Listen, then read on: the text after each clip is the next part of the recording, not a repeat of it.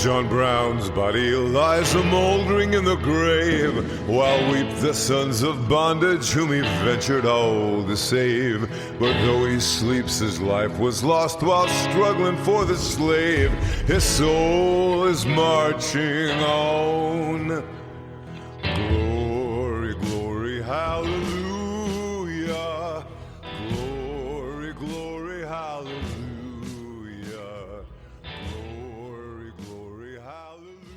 Welcome to this special episode of War of the Rebellion, Stories of the Civil War. I am your host, Leon, and this is a interview episode all about the fantastic historical fiction memoir titled The Best General of the Civil War, written by Mr. Conrad Bibens, a book that Stony Creek Publishing has generously sent me an advanced copy of, and which I have read from cover to cover and have many thoughts on to discuss. And who else better to do it with other than the author himself, Mr. Bibens?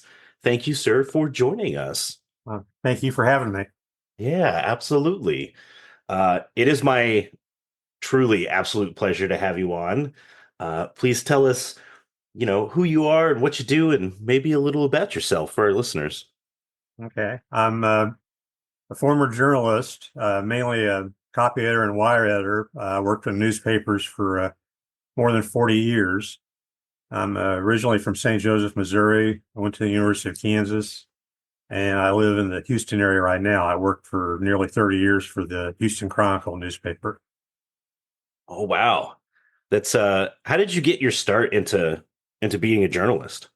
Yeah, I just liked it when I was worked for the school newspaper in high school. KU had a great journalism school named for William Allen White, and I just enjoyed it. I got on with my hometown paper, and then sort of moved around the country, and ended up in Houston for about half my life. So, oh wow, well, excellent. So I ask every time a creator comes on the show, I have to ask him this question. And it always comes down to, for writing this book about General George Thomas, how did it start? And what propelled you to start writing? Well, for about 3 years, I lived in Memphis, Tennessee. I worked for the newspaper there. And one time I was going into a grocery store with a friend of mine, and I kind of almost bumped into an older gentleman, and I just said, "Excuse me," or whatever. And I had no knowledge of who he was, but my friend said, "You know who that was? That was Shelby Foote, the writer, the guy who wrote the classic history of the Civil War." Mm-hmm. And I had no idea who he was because this was several years before he became a superstar on PBS. Yeah. But in Memphis, the Civil War is still sometimes a current event. People are still refighting some issues about it. And my friend said, if you want to really understand a lot about the Civil War, you should read Shelby Foote. And I did. And, they were great histories. And to me, the most interesting guy was George Thomas. He was, I'll explain more about him, but he was, a man from Virginia, a son of slaveholders who decided to fight for the North and fight against slavery. I thought that was fascinating. The fact that he was also very much hated across the South for the stand he took, and including being disowned by his family. Yeah. He had several good friends who, fought for the South, including Robert E. Lee. He was close friends with Lee, but he was also pretty close friends with William Tecumseh Sherman, who was one of his roommates at West Point.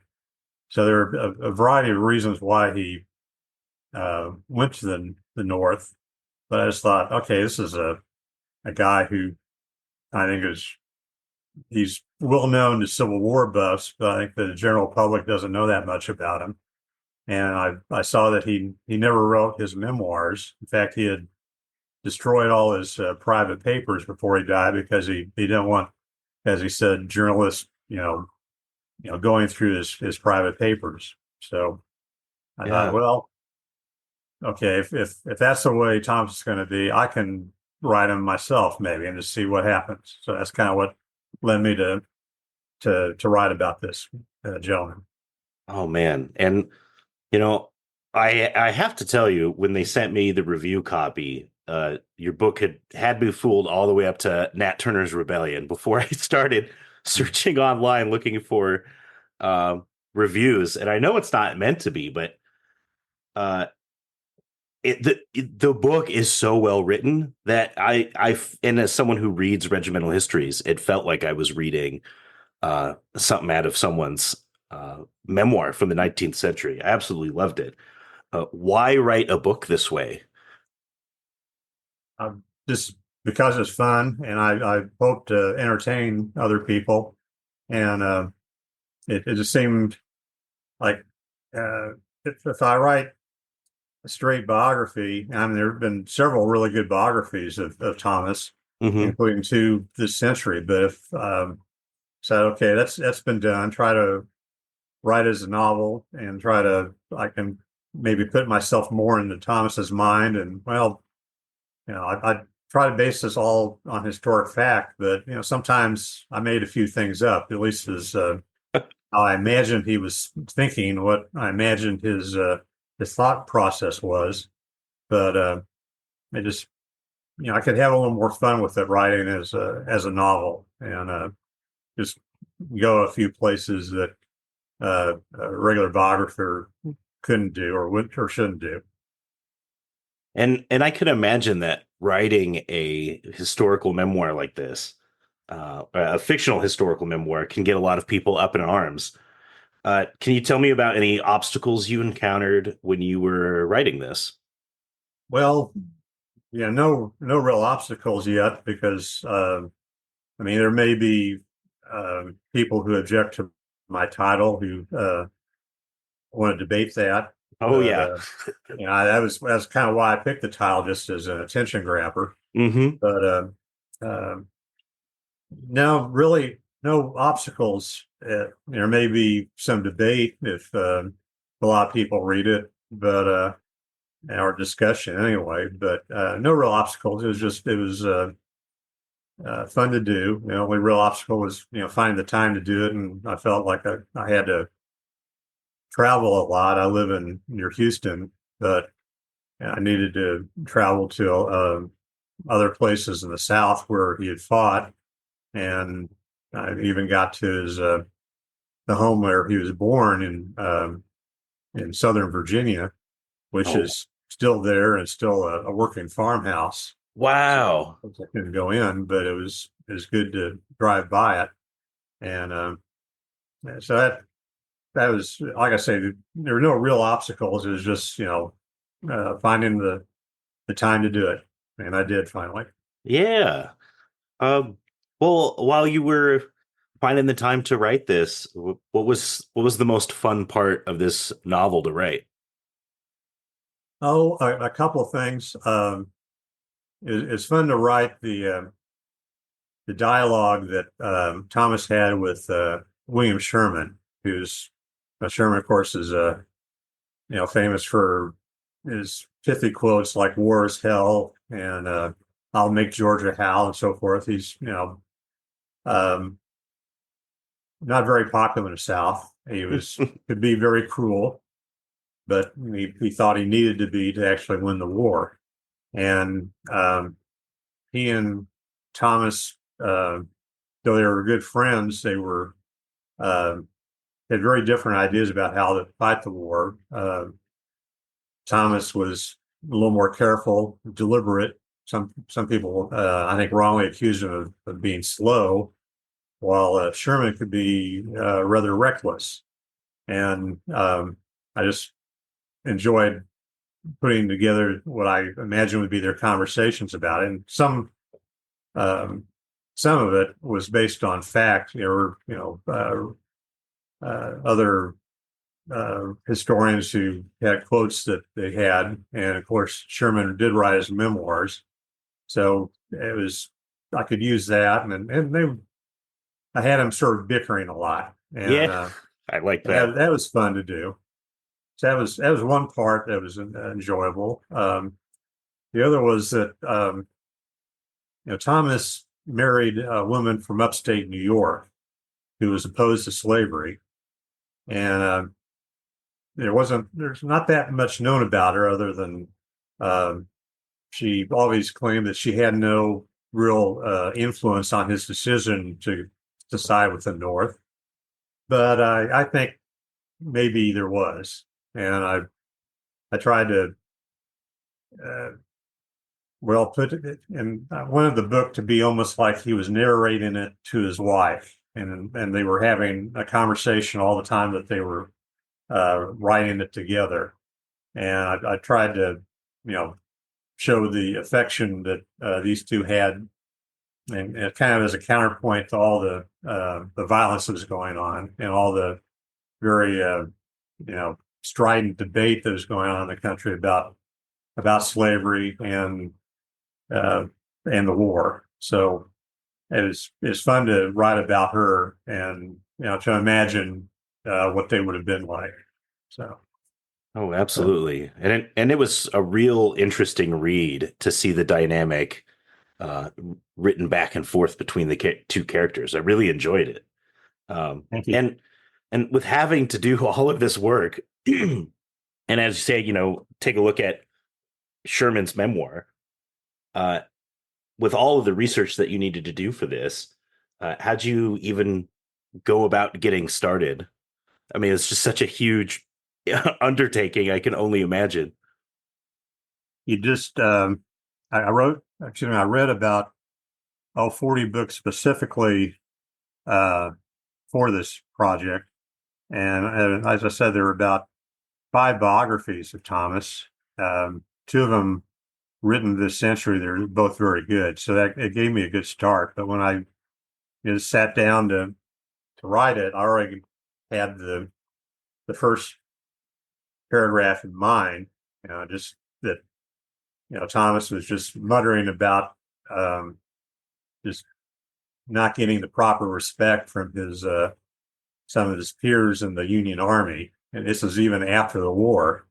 And I think that was one of the themes of this book, was that Thomas always felt he was undervalued and not given enough respect. Not just by his fellow generals, but also by Abraham Lincoln. And once I was thinking that he was, if it had been a straight autobiography, a fictional one even, he would have tried to be more dignified and more diplomatic in his language. But when I was thinking, okay, this is going to be a secret memoir that he's just giving to his wife, it allowed me to just let him vent. And I just feel like, almost lose his temper at times, and just really let his resentments just flower. And so that made it in a way more fun, and I hope more entertaining for the reader. Just that he wasn't trying to be all that dignified and diplomatic. He was just, okay, this is what I really think, not just what I want the historians to think about me. I just want to, just let all barrels, blow and just go. Yeah, I felt like reading a soldier's memoir. Good. And and in the course of your research, when learning about General George Thomas here, is there anything particularly interesting or maybe unknown to maybe like Civil War buffs about General Thomas that you think they should know about? Well, I think a lot of us would know this. I don't know if the general public would, but that he was almost killed, and his family were almost killed by Nat Turner during Nat Turner's rebellion. Um, he, he was only about 15 when it happened, and as Nat Turner's rebellion, of course, was slaves in Virginia, about 70 of them just started killing their white owners, and they're kind of rampaging. And you can say this is justified in a way, but obviously you want your freedom. But it's, of course, very scary for the slave owners. And the Thomas family apparently were, by the standards of the time, rather civilized in their treatment of their slaves. Slavery, of course, is evil, but there's different degrees of it, and I think they were, fairly decent to their servants, their slaves. And Thomas himself was had taught many of the slaves to read, even as a teenager. He's doing this, and was very friendly with them. I think quite illegal too. Probably kept their slaves from joining Turner's rebellion. In fact, they stayed loyal to the family, and I believe that this probably had a pretty strong effect on Thomas as far as his thoughts about slavery and whether it should last. He saw that these were their slaves were really good, decent people who were not killers, and maybe they shouldn't be slaves. So I think that had a pretty big effect on his thinking. Yeah, and he certainly had a big hand in helping decide the course of it in our country as well. That's for sure. Mm-hmm. The eras of George Thomas's life that you cover are extraordinary. I mean, from history or as an American, military history, any way that you look at it. Mm-hmm. And I have to ask this as an example is when he was at West Point with Tecumseh Sherman. And Sherman, this is my favorite thing in the whole book, by the way. Sherman's always making hash and getting it on his uniform, getting his uniform dirty. I have to ask, how did you come up with that? Such a unique flavoring. Did you find out somewhere that he liked hash, or were you just thinking about kind of young guys being shown up to West Point for their first time? How did it happen? Well, in several biographies, that was mentioned that Sherman was good at making hash, and he was getting a lot of demerits for his missy uniforms. And even though he's overall like an extremely good student and was pretty highly ranked in his class, but he was a bit of a slob, and so I didn't have to make that up, other than just adding some dialogue to it, and some of it. His Thomas had two roommates for part of the time. He had Sherman and another cadet from Vermont, and so it was like a Westerner from Ohio, a Southerner from Virginia, and a Yankee from New England. And I sort of made up this conversation about them sort of bickering in a friendly way about which area was more important. Who were the most smart, or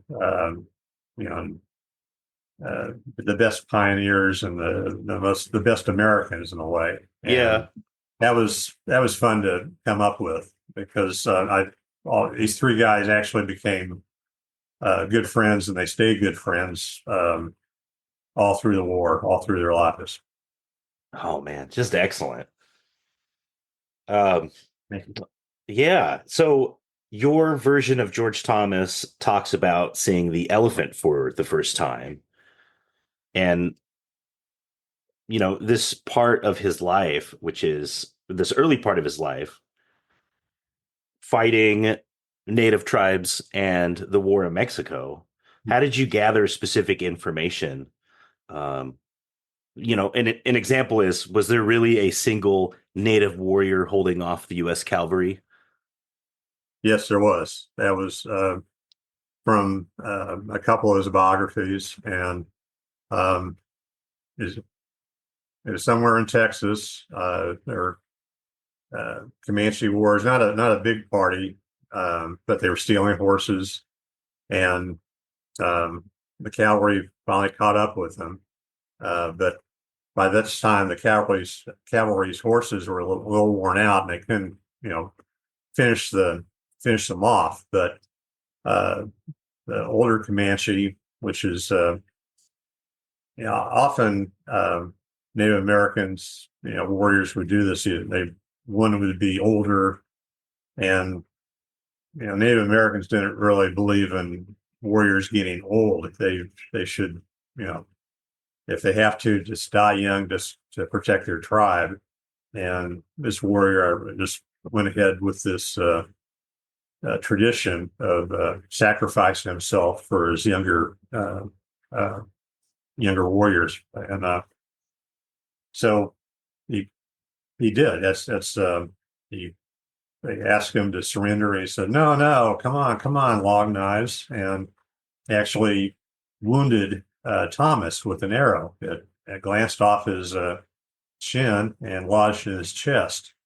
And all the time that Thomas had to fight against, Native Americans or Mexicans in the Mexican War or Southerners, is the only time he was actually wounded in combat. And so it was like I kind of invented Thomas's respect for this warrior. I mean, I'm sure Thomas really did respect this warrior, even though he was very angry that he was wounded. Yeah. But I tried to, give Thomas, a little more humanity toward his enemies. I don't think he hated Native Americans. I don't think he hated the Mexicans. I think he realized the Mexican War was, in a lot of ways, an evil thing for the United States to do, that they really weren't justified in going against Mexico, and that, taking all that land from Mexico, while it gave us Texas and California and a lot of the Southwest, it led to the Civil War, because there was so much anger and bitterness about, should these states be slave or free. So Yeah. and I think Thomas had a lot of different thoughts about, what the United States did and what they should have done. And I hope that, gives him a little more humanity, a little more, I hope a connection to the 21st century about how we think about events today. Yeah. Oh, man. Excellent.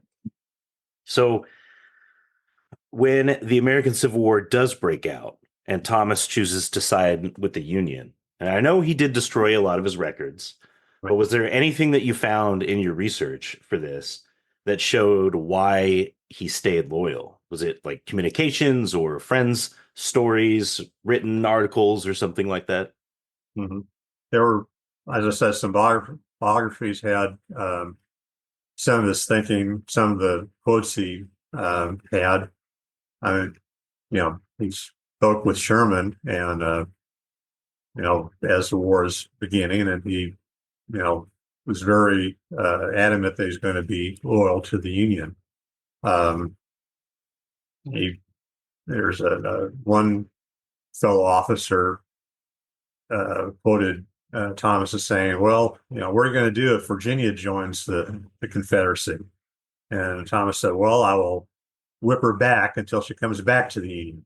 He was there. A lot of people are theorizing that, besides having his doubts about slavery, I think he didn't like chaos. He thought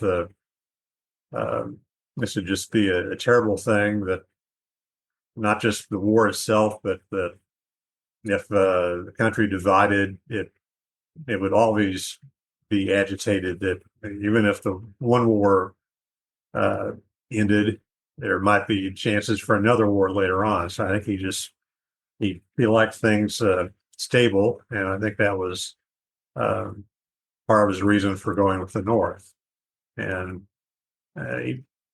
he did mention, to certain officers along the way, why he stayed loyal, and I think it was just he respected the Constitution, when he became an officer, and when he graduated from West Point, he took an oath to protect the United States against all enemies, both foreign and domestic. And I think he took that very seriously, and he thought that the Southern rebels were enemies, domestic enemies, but enemies, and they had to resist them. I was, um, he, like I say, his papers were all destroyed, but his wife, his widow, would always say that he never had any doubts about staying loyal to the Union, and got to respect her opinion. So, Oh, absolutely. That's for sure. Uh, so George Thomas and his first real battle of Mill Springs rolls around. What did you learn about his qualities as a commander well, in when you're you're working on this book and you got to study his battles out there? What'd you learn? this is maybe the first battle that the Union actually won in the Civil War. It was very early in 1862, at least the first major battle. It was in eastern Kentucky, and it was, by later standards, it wasn't that big a battle, at least by Gettysburg or Shiloh standards, but it kept control of Kentucky and parts of Tennessee, eastern. It helped keep them in the Union, or at least, and he was again very careful in his planning and his strategy and his tactics, but by the same token, he was also quick when he had to be. He wasn't taken by surprise. He expected to be taken by surprise, if that makes sense. He expected the unexpected, and he had his troops were in very good order, and when he was prepared for the attack, and uh, he never lost his calm. He never lost his cool. And just I think that was just a natural state for him. Like, I would be extremely nervous and agitated. I think most of us would be, but Yeah. he he never lost his calm, and he would respond to whatever the enemy was doing, and just counterpunched. And I think, plus the strategy was good, and plus the Southern Army at this point was poorly led. They made some major mistakes, and he took advantage of them, and it was a complete victory for the North. And even though it's not that well known, it was overshadowed by other things. It made sure that people knew that, yeah, he knew what he was doing. Well, and he certainly needed that because there are some moments in the novel where Lincoln's cabinet are discussing Thomas. And were you able to find records of these kind of talks, or did you use creative writing to bring them about, or was it a little bit of both? Oh, mostly there were some records and several biographies and histories of the Civil War that mentioned, had this conversation that the Secretary of War Stanton and the Secretary of Treasury Chase were having, and whether or not these historians maybe smoothed out the conversation and made things a little more concise, I don't know, but Yeah. those as a guide, and I didn't really make up too much conversation that the cabinet had. Stanton, Edmund Stanton was, did leave some records and about the things he said. Of course, there's a conversation that Stanton and Thomas had at the end of the war, which I know that they met, and I know a few things that they said, but I made up some of their conversation just to flesh things out. But I don't think I took any liberties as far as being inaccurate. I think it was pretty close to what they really said, at least in my imagination. Well, and I'll tell you, it kept me riveted in my seat while I was reading. I loved being able to bounce through these different characters and get their perspective about this one man. And man, I loved it. Oh, it's not often that we get a glimpse into Lincoln's cabinet like that. So when it came across my page, I was absolutely delighted. Okay. I cannot remember the name of the author, the woman who wrote A Team of Rivals a few years ago. I'm sorry, I'm just having a senior moment. I can't remember her name, but she wrote it. It was a very good history, and it had a lot of the conversations of the different cabinet officials that Lincoln had. And I think it was the basis, at least part of the basis for the movie that Steven Spielberg made about Lincoln. So, Oh, wow. Okay. I think I don't know if I did. I'm not sure if I listed her in my bibliography or not, but that was a good book, and I'm sure it has some influence on it. So, Yeah. that's probably um, uh, if you want to know more about how they interacted, that's a great book to read. All right. We'll have to get that. Mhm. A while back, almost I think a year now, I interviewed author Mr. Goodyear on his biography titled President Garfield from Radical to Unifier. And I absolutely love seeing this come together in your novel. And with Mr. Goodyear, we had chatted about obviously the Battle of Chickamauga, which it turns into a retreat, or a mass retreat, except for General George Thomas. And after your research and understanding of Thomas, do you think, because there's two sides to every story, but Sure. do you think that it was Garfield that tricked Rosecrans into fleeing the field to go back to Chattanooga? Because he always had an eye out, he's keeping an eye out on the political world himself. Both of them were.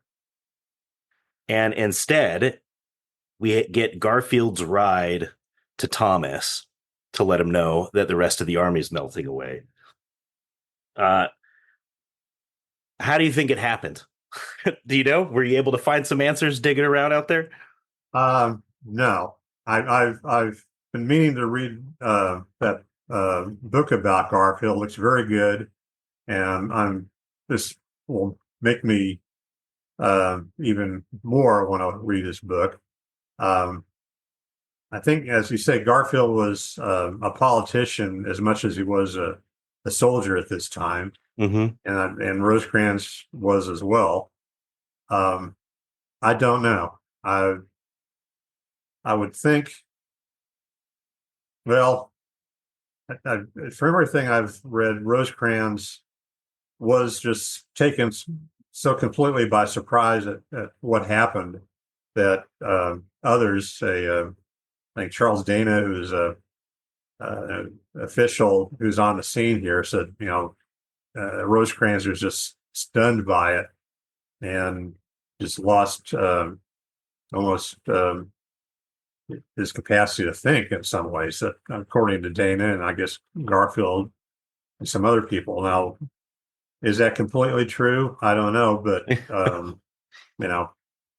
Garfield did make it to see Thomas, and whether I think perhaps Rosecrans thought, okay, this battle is lost. I better get back to Chattanooga and set up the defenses to hold on to that city. So again, that's a sounds like a really, really good biography of Garfield. I mean to read it. I can't say one way or the other. I think did Thomas know about all of this? Was perhaps I think he had other things on his mind. So I don't know, even in the aftermath of the war, or excuse me, aftermath of the battle itself. If I he don't know even, if he yeah. knew everything that was going on. But Well, The So I didn't mystery. really get into that other than Garfield, made his famous ride. And of course, I added a footnote that this basically helped Garfield become president of the United States. It was one of his more historic moments. Um, I didn't go into it, but Garfield probably, had he not been assassinated so early in his time as president, he probably would have been recognized as one of our better presidents. We'll never know. That's a tragedy that he died. Yeah, the mystery continues about what really happened between Rosencrantz, Garfield, and Uh, and Thomas. Oh man, I love it. Um, all right, so you touched on this earlier in our conversation, and there's an overarching theme that you weave through the novel of General Thomas constantly being miffed that nobody's respecting him. Do you think that was real life for Thomas? He was yeah, fighting always in this uphill battle. I think so. Yes. He There were quotes by Thomas that other people remember that yes, he was very miffed that he wasn't getting enough respect. I mean, of course, he got promoted to general, so he got some respect, but not. He was probably a little bit like Rodney Dangerfield. It's like, come on here, because there were at least four times where what he considered inferior officers, or at least now not superior to him, were promoted over his head, including Grant for that matter, and Rosecrans. Yeah. Of course, part of the problem was that um, Thomas had such respect for the chain of command, and he also had a great deal of personal integrity, and he did not want to try to undercut others, not unfairly. He wanted to, especially his friends. He wanted to be promoted for his own merits, not by politicking and kind of undercutting other people ahead of him. And there are times he turned down a couple of promotions because it didn't fit his code of honor. He didn't want to, as they say, intrigue against someone. And it's like you you read all this, and it's like, well, come on, George, just take the promotion, go for it. Okay? You're better than this guy, do it. Yeah. And it's sort of irritating, but I think he knew that it took Abraham Lincoln a couple of years to fully trust him, and there were times where, as I say, others were promoted ahead of him because I think Lincoln was still a little nervous that Thomas might go south, even though Thomas had already fought for the North. And I guess maybe when Robert E. Lee went south, even after Lincoln had tried to give him the command of the Union forces, I think that just really spooked Lincoln about any other Southern officer, and I think it hurt Thomas's chances, at least in Lincoln's eye. I don't think that Lincoln truly, had total faith in Thomas until after Chickamauga. So, uh, so I think it bothered him a lot. I think Thomas was always tried to be very stoical and to the public, and didn't try to let this bother him in his day-to-day life. But I think inside he definitely churned about it, and I think there were a few quotes where he kind of let himself go a little bit and just told about his resentments. But usually he was just very calm and cool about it. But I hope this book kind of gives him, in my fiction, a way for him to, kind of vent about his resentments. Yeah, give him some closure. Sure. It feels like, in a way. Uh, and speaking of being able to help create this for Thomas, uh, what is some value? I get emails all the time from people uh, who are writing or trying to break into writing, and every time I have authors on, I always got to ask them for the people. Mhm. Uh, what is some real valuable advice as a real writing author that you can give to some of my listeners who are thinking about maybe taking that step? Okay. Well, like I said, this is my first book. I was, did a lot of editing and writing in newspapers over the years. Yeah. But for someone who wants to write a book, uh, just the cliche was write what you know. Well, this isn't what I knew. I mean, I didn't know anything about the Civil War hardly when I started this. Yeah.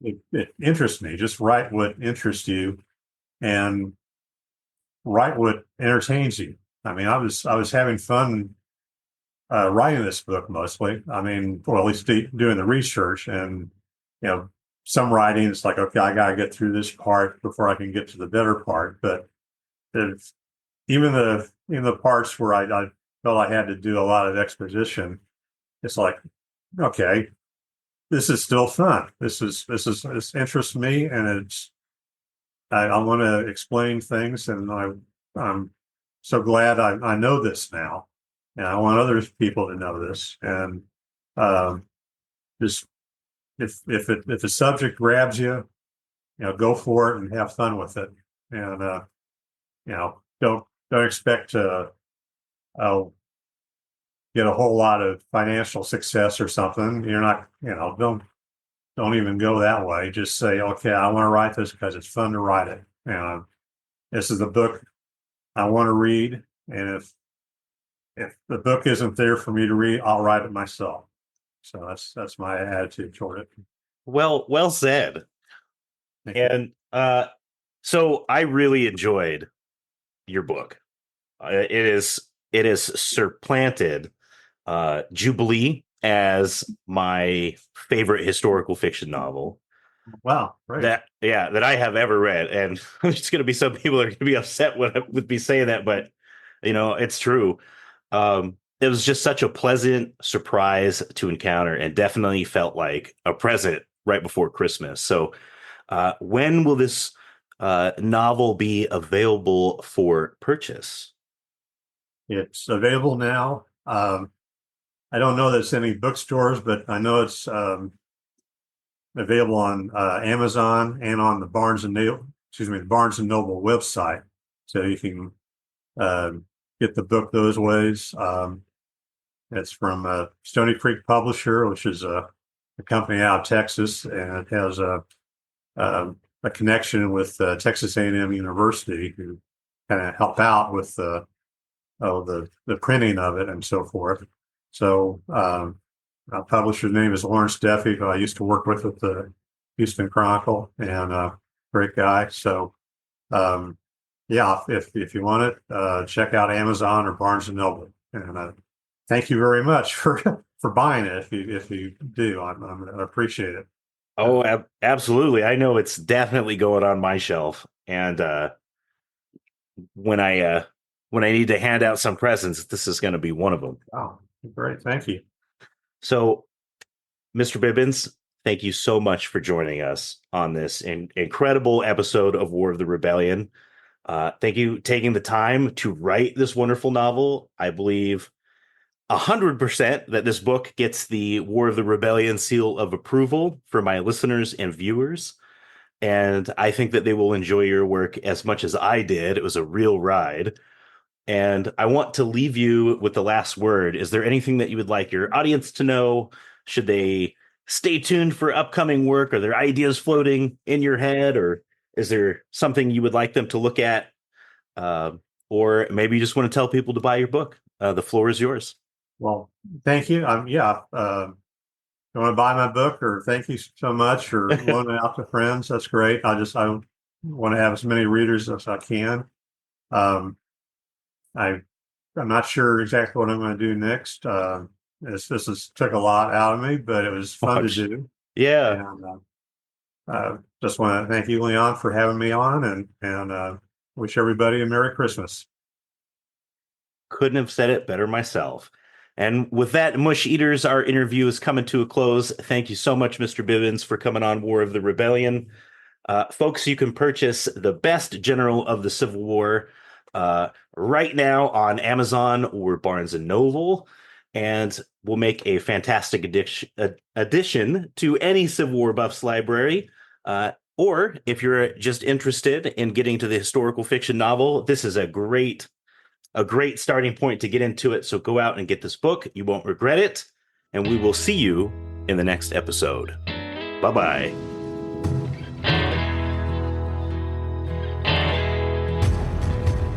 Old John Brown's body lies a-mouldering in the grave, while weep the sons of bondage whom he ventured all to save.